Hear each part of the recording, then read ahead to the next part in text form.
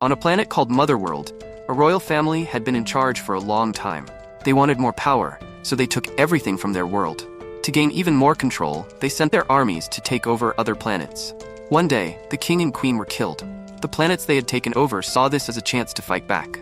A senator named Belisarius became the new leader and sent his best soldiers to stop any revolts. On a planet called Velt, some farmers were working when they saw a big empire ship in the sky. Kora, a girl who lost her family in the war, saw the ship and quickly rang the bell to warn the town. The village leader, Sindri, gathered everyone to talk about what to do. A farmer named Gunnar suggested that they welcome the soldiers because they paid a lot for their grain. But Kora disagreed, saying the empire just took what it wanted and left nothing but destruction. While they were arguing, the empire's ships landed nearby. Admiral Noble came out and told Sindri that they were looking for a rebel group, but needed food for their army. Sindri lied, saying their soil was bad and they barely had enough food for themselves. Noble didn't believe him because the villagers looked healthy. Gunnar tried to help by saying Sindri was just saving food for winter, but would sell some to Noble. Angry at being lied to, Noble hit Sindri and killed him. When Sindri's wife tried to help, she was killed too. Noble then said he would come back in 10 weeks to take all their harvest, showing no care for the villagers' survival. After Noble left, a group of soldiers stayed behind to watch the village. Some of them kicked the villagers out of a building they wanted. One soldier, Eris, turned on Jimmy, a robot that used to work for the king. When the royal family was killed, the robot stopped fighting and only did simple tasks. Jimmy helped the soldiers, but another soldier, Marcus, wanted to see if the rumors were true, so he shot at Jimmy, knocking him down. Eris tried to stop Marcus but nearly got hurt until Faunus, the soldier leader, stepped in and ordered them to work. He checked on Jimmy and told him to wash off the mud in the river. At the river, Jimmy met a girl named Sam. They became friends, and Jimmy said she reminded him of the princess who was killed with her parents. Sam said the princess's spirit lived in him and gave him a flower crown, which woke up something inside him. Meanwhile, in the town hall, the villagers talked about what to do next.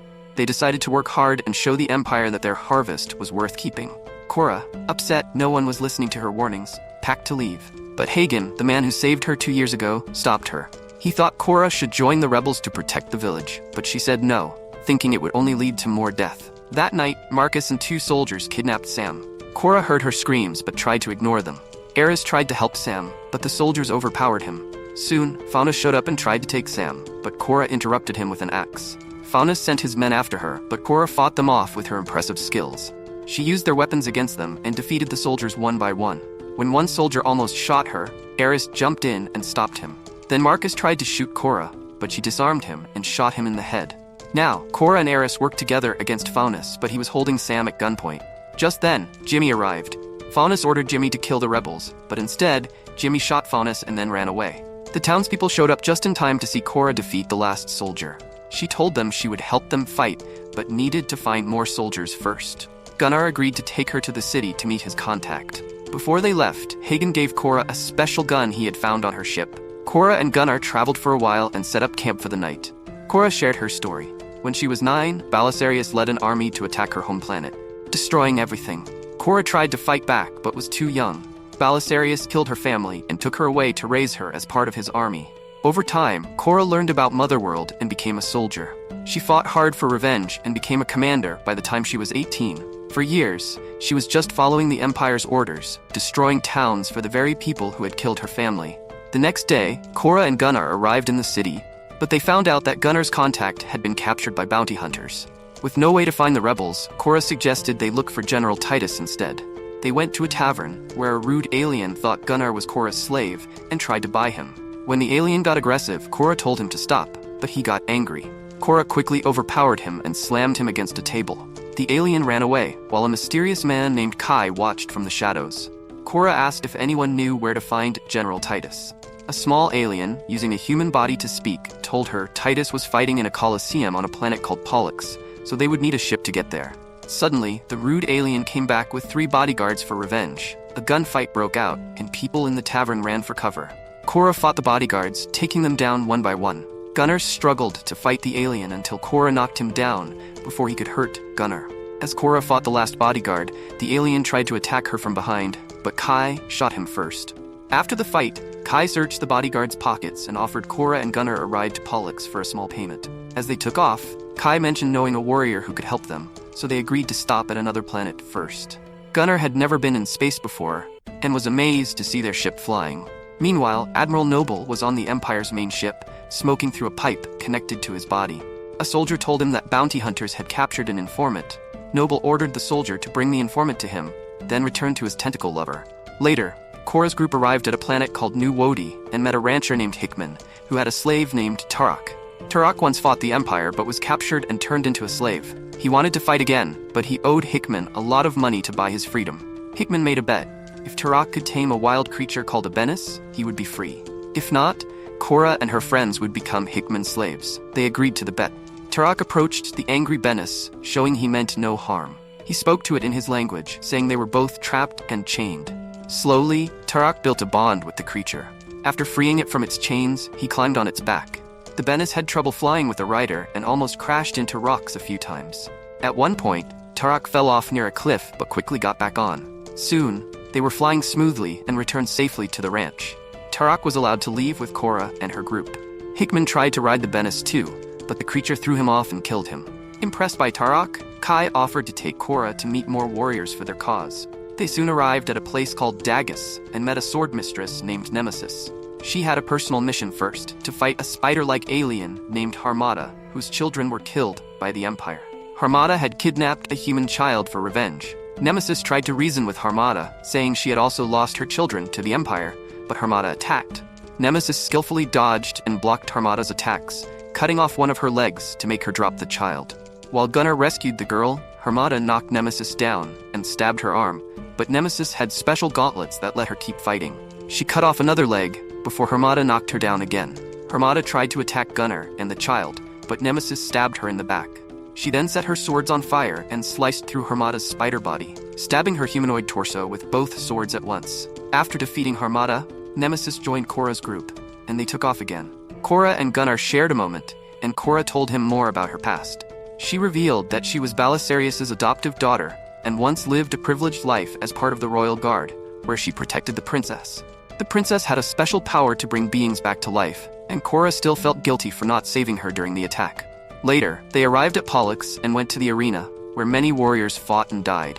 General Titus was in bad shape, and they had to drag him inside for a shower, but he didn't want to go. He had once been a great commander for the old king, but became sad when his army was ambushed and all his men were killed.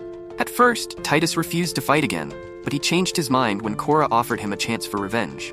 Meanwhile, the bounty hunters brought the rebel informant to Noble. Noble promised to let him go if he gave information.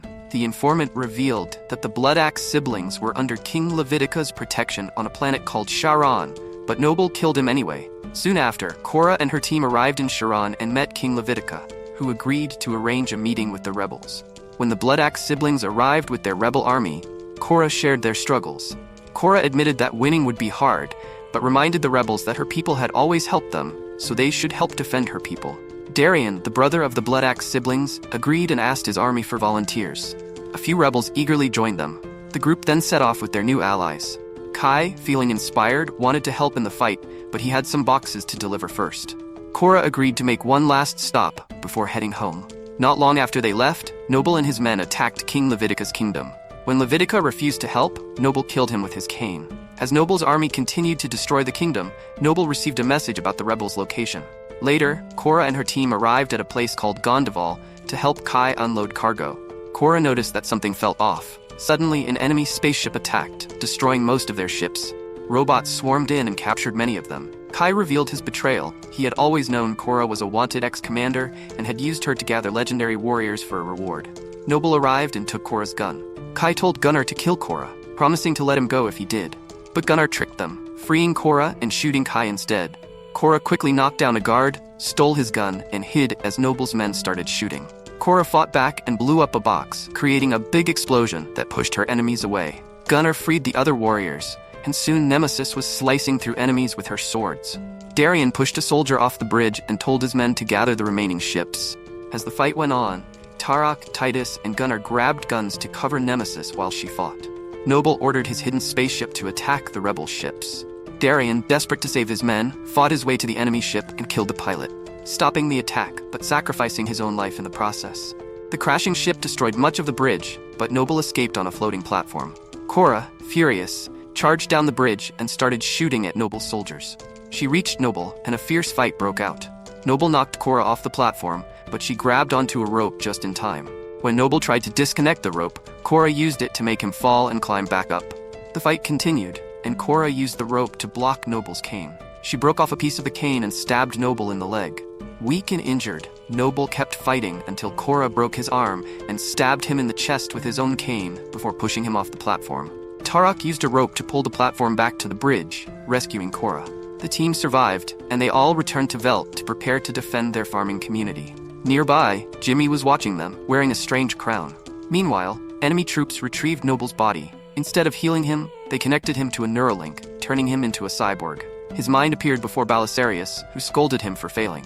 Belisarius ordered Noble to capture Kora alive so he could kill her himself. Then, he broke the ice beneath them, sending Noble's consciousness back to his body. The doctors, not detecting any brain activity, gave him a powerful shot that jolted him awake, causing him to scream.